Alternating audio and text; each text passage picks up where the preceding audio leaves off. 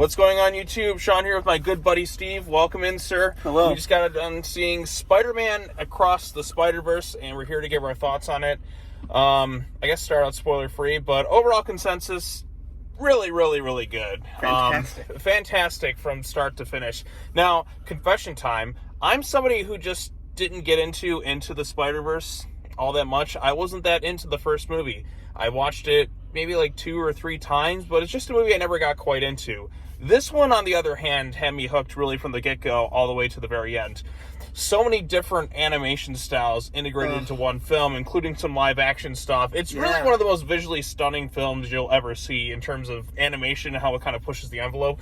So many different styles. 2D, 3D, stop motion, live action. Just everything style just interwoven just together. Lego. Yeah, that was crazy. Every different style you can think of integrated into one singular movie. And it's so visually stunning from start to finish. But on top of that, there is an interesting story. Yes. Like the stuff with Gwen Stacy, I really liked. Maybe that's why I was kind of more invested in this one, because the last movie was more just kind of Miles' story. This one focuses heavily on Gwen. Miles is still on both. On both. But Gwen, stories. I feel like kind of has a little bit more, because the first half hour of the movie is basically focused on her, and maybe that's why I was more invested.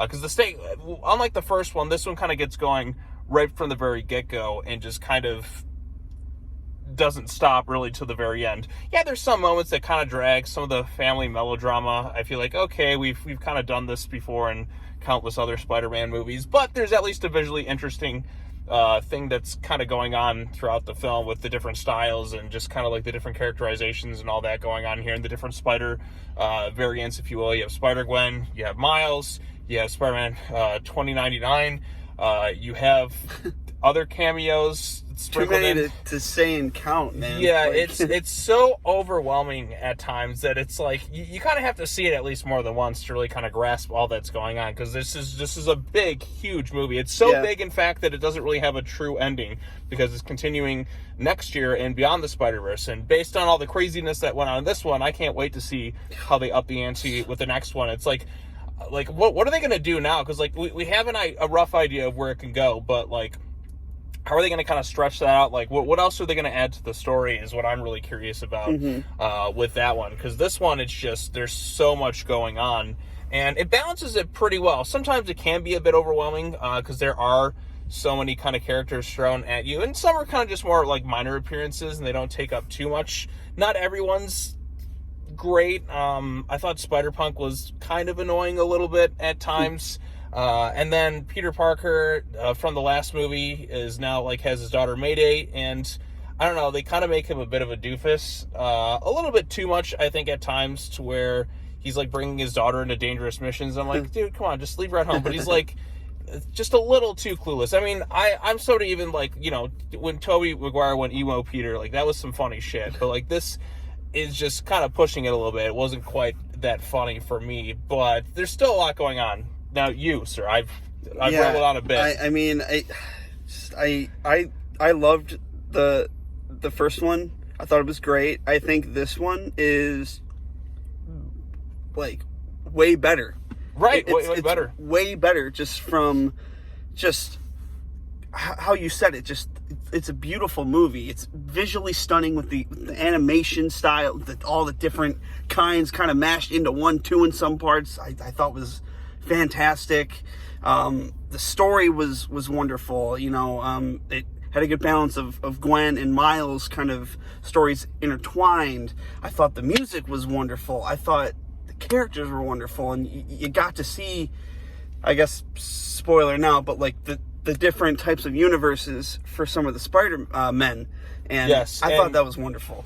Yeah, and the fact that live action like this is basically just kind of a different style of animation, if you kind of think about it, just kind of the look of the universe. Because we've had you have a Leonardo da Vinci vulture that pops up, and it's a different animation style that meshes with just the other one, and how I can see why this movie these movies took so long to make, because for sure, they're just so very innovative in terms of the style and the way they kind of tell the storylines and you kind of push animation to a new frontier, if you will. Because like I said, there's so many different styles integrated into a singular movie that I've never quite seen before. And it's really awesome to see that in an animated film, because I feel like animation in a lot of ways is like, Japan, you get your 2D animation, right, generally. I mean, you have the CG elements kind of mixed in, but it's generally like a 2D kind of style. And then we've had like your Pixar's and a general DreamWorks style, which is kind of like full-blown CG, which, you know, can look nice, but nothing really pushing the envelope, I'd say, all the time. A lot of like, it's kind of become the standard norm. We don't get like a 2D style animation. We don't get this and that. Something like Spider-Verse comes along and kind of mixes all the different styles into one. And some styles I'd never really seen before orchestrated. Like the color palette just looks spectacular. This is, if you're an animation buff, you have to see this one on the big screen. Because it's so gorgeous to look at from like start to finish, and just the way it kind of, like everything just kind of interwoven together. It's something I'd never quite seen before, and it is really spectacular. Not spectacular. Well, I guess Spectacular Spider-Man, if you, that's a series, I think. But yeah, I mean, they integrate so much into one movie, and I'm just trying to think, what are they going to do for the next one? Because there's just so much kind of going on. Yeah. And there's so many movies like that are really trying to push the envelope in some ways. Like this one really, to me, pushes the envelope in terms of animation, or something like I saw earlier this year, like John Wick 4 is really trying to push the envelope with action. Or, you know, something else that came out was like Top Gun, like filming like stuff real and practical. Like I like movies when they're trying to really kind of push things forward and like really kind of push the boundaries of what you can do. And I think this one does some really amazing stuff from start to finish. Not everything fully worked for me, but I think in terms of just the way it was all done, I thought it was done very, very well. Let me put some light on right here. Yeah, a little dark. Yeah, it's getting a little dark now. Like, it was brighter when we started the video, now it's getting there. But, yeah, so much going on. So much going on. Yeah, it just, you basically said it. I mean, it blew me away, to be honest with you. I was going in with high hopes, and they were exceeded. And that's, I feel, very rare in today's movie industry. Right. When it comes with new releases, and I'm very, very excited to see where it goes. One other thing I want to add. This is something, it did hurt my viewing experience. If you have kids who cannot behave in the theater, do not bring them to the movie. This is one of the worst movie. I was getting so mad. I was like, because you have some kids screaming the whole time, and the parents aren't doing a damn thing. They're not going to, like, if your kids, like, somebody brought a baby was crying behind us. What do? Like a newborn. Like a literal newborn. Yeah, and then, you know, at least they walked out into the aisleway, so, like, okay, let's not be rude. No, the people sitting, like, right next to Steve on his left, like, had their kid who was screaming, laughing really loudly, like, just not at the movie, at just other things. Crying, like, running up and down the aisles. People tripping, knocking stuff over, and it's don't bring your kid to a theater if they can't behave. Look, I have a niece and nephew, but they behave when they're at the movies. They know better. Yeah. Granted, they're like 10 and 8. Probably a little older than a little bit older. Child next to me. Right, but you get what I'm saying. It just, don't bring your kids if they can't. If they're screaming and yelling, take them outside. Let them scream outside the theater. Don't ruin the viewing experience for everybody else around you. That is a simple PSA. And like I said, I mean, kids can behave fine in theaters, but like these kids, or the kid next to you or whatever, screaming bloody murder the entire time, and the parents just did not care. And that to me is like the most irritating thing. And I don't want to like be somebody who tries to start something in the theater, like, but come on, people, just have common decency. Yeah. So that definitely hurt the viewing experience a bit for me, because you're trying to focus on all this stuff and they're just screaming the whole time, and I'm just like, I could hear you could hear me. I'm like, oh my god, just shut up right now. Yeah, I was getting a little upset, but I tried not to let it hurt the viewing experience, because I was watching just a gorgeous movie, and it takes a few seconds to kind of get back into it, but you get back into it. And honestly, for the last like 45 minutes to an hour, or probably like 45 minutes of the movie, I didn't really. Yeah, it kind of quieted down a little bit, because, like I said, the movie, it does end on a cliffhanger, and in some ways, because this is not really a complete movie, it's not like a perfect, because I knew going into it was going to be a two-parter, and sometimes, like, when you have, like, a two-parter, movies definitely, like, the part one, you do kind of suffer a little bit because you don't have that full and complete ending with like a movie, like because it can't fully just stand on its own because it literally says to be continued. And granted, there's just so much story and all that going on in this movie, but in a way, it's just like I felt like you could have just. Maybe you could have ended it within the next because of all the stuff that they have kind of going on. The way you know what I mean? I feel like it really could have told. I feel like with what they set up, it could have been wrapped up in another 30 minutes. I feel. I mean, it's already a long movie. It's like almost 2.5 hours. But with what it seemed was kind of left with it, but then again, there's other things they set up too. I don't know. Yeah, I don't think it could be wrapped up in a half hour. Like I think. This is going to attract more people to go see the next one. Right. I think that's coming out in March of next year. Yeah. Which it's going to be a crowded March because I got that and I got the next Monsterverse movie. I really feel like they should space them out because like this one should just be kind of on its own somewhere. But I don't know. We'll see what they do because like the first Spider-Verse movie came out in like in December. This one's coming out in May, June, I guess. Yeah. And then the next one's like March. Like it's kind of all over the place. Yeah. But yeah, like. Kudos to Sony for what they were able to accomplish. I think this is they killed it. A better multiverse movie than Multiverse of Madness, I guess. I agree. I know it's weird because like I've seen like Sony multiverse movies as of late, like Everything Everywhere All at Once, which was a very creative and innovative one. I saw The Flash, like not a fully complete version of The Flash, mind you, but that was also really good and kind of had some similar story beats, but still a bit different with the way things kind of were handled. And then, and No Way Home was the most recent Spider-Man. I think that's why this one also did kind of well, because the first Spider-Verse movie had really good word of mouth. Yeah. And then this one's kind of also coming off the heels of Spider-Man No Way Home. So Spider-Man's like all-time like high levels right now, coming off that last Spider-Man movie. And, you know, there are some things that do kind of tie into that film too. Because like all Spider-Man is canon within this thing, from the video games to like various TV shows, comic books, Lego. All sorts of stuff. It's just so much going on, mind you, and like it's clearly made with a lot of love and passion for the character of Spider-Man. Oh yeah, and the overall universe. I agree with you there. So yeah, there's a lot of spectacular stuff in this. A lot of amazing, spectacular Spider-Man stuff. I don't know, it's the ultimate amazing, spectacular Spider-Man experience. I definitely think it's worth watching in the theater too. So if if you're able to go see it in the theater, I would definitely recommend that experience. So, hopefully if it's a little more quiet than our viewing experience. But. Right, like I said, do not bring your kids to the theater if they can't behave. Or if they are screaming bloody murder, take them out into the hallway. Yeah, it sucks you're gonna miss some of the movie, but you're at least do it for like. Have some decency for the people around you. It's not that hard to do. Like if I had a kid and they were acting that way, it would suck that I'd have to miss the movie. But at the same time, I'm not going to be an asshole who just sits there and lets their kids scream bloody murder and run up and down the aisles during the movie about Miles. Yeah, I just made a rhyme. Down the aisles. But like I said, I'm excited to see where it goes from there because the cliffhanger ending that they had like left things kind of interesting.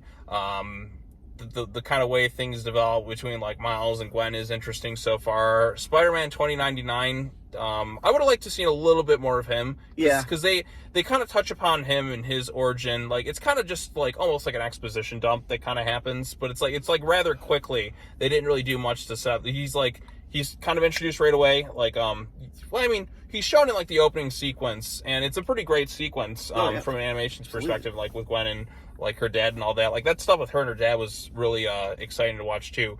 And then like when Miles kind of meets him, you kind of find out like why he does things the way he does. Maybe I could have done a little bit more like diving into that, but hopefully the next movie kind of does that. Because like I said, this is a part 1 of 2. Or technically 2 of 3 because this is a sequel. Right. So, but like the first movie is kind of a standalone movie. You could just watch it on its own. You don't necessarily need to have like. It wraps up its story in a nice bow. Like this one, it's like no, you have to see the next part to kind of conclude the thing. Because they just had so much story and plot going on. I think they'll probably do some spin-off stuff too. But honestly, I wouldn't mind this just being a trilogy if you kind of wrap it up. And then just wrapping it up there in a nice little bow. Perfect trilogy. Sometimes.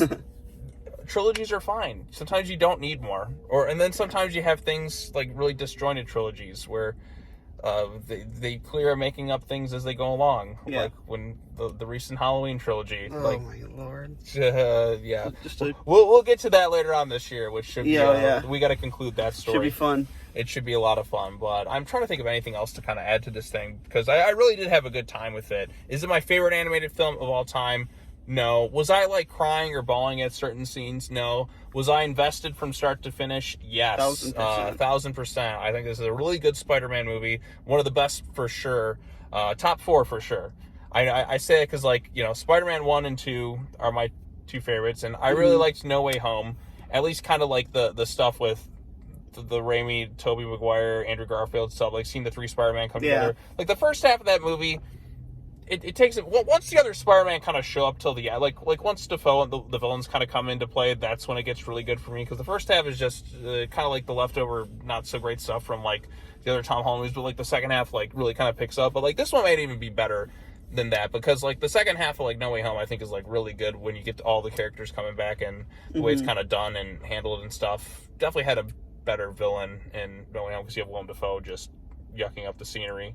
So, boy, wouldn't that be great if they found a way to bring him into the next movie somehow? Because they do showcase that live action integrates into this world. Like, there is an appearance from a specific... There's actually 2, like, little, like, Easter eggs things, like, but, yeah. Also, the villain Spot, I thought the way they kind of set him up as, like, a villain of the week and how he kind of evolves into this threat, I thought that was handled quite well. Because they kind of make you think it's going to go in one direction, and then it kind of goes into something else with him, too. So I thought that was pretty exciting stuff. So, but, yeah, and then the way it ends, too, how they're going to follow up that storyline should be rather interesting. Yeah.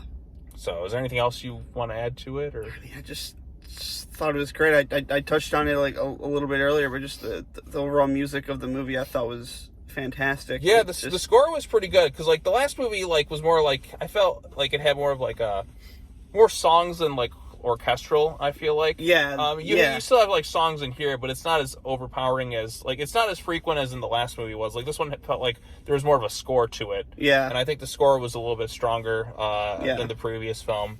But yeah, like I said, this one just moves along at a faster pace. It's more action packed and just kind of gets going. It's kind of like you know how you go from Batman Begins to The Dark Knight? The Dark Knight just kind of starts out and it never stops till the very end. Think something like that with this one. So. That's a good analogy.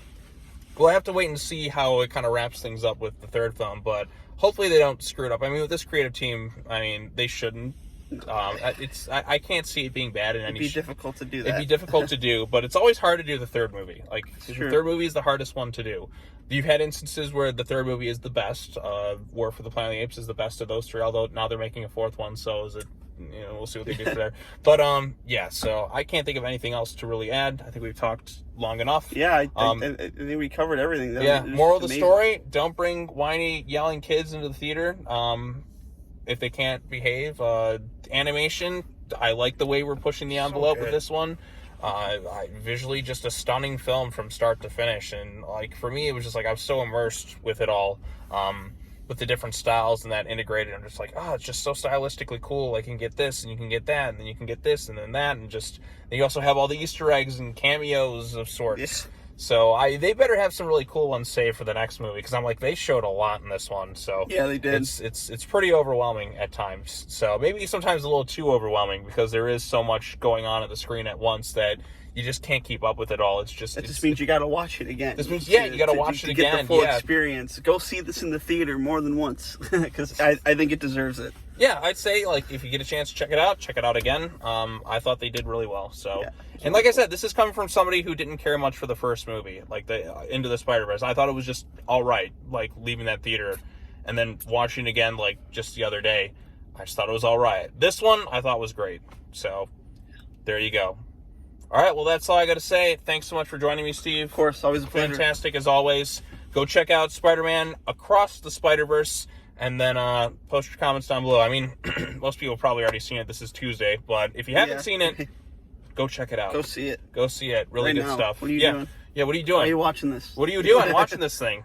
Keep watching it, and then go see it. So, or watch it and then come back and watch this again. Give me the ad revenue. So, all right. Thanks a lot, everybody. Peace out.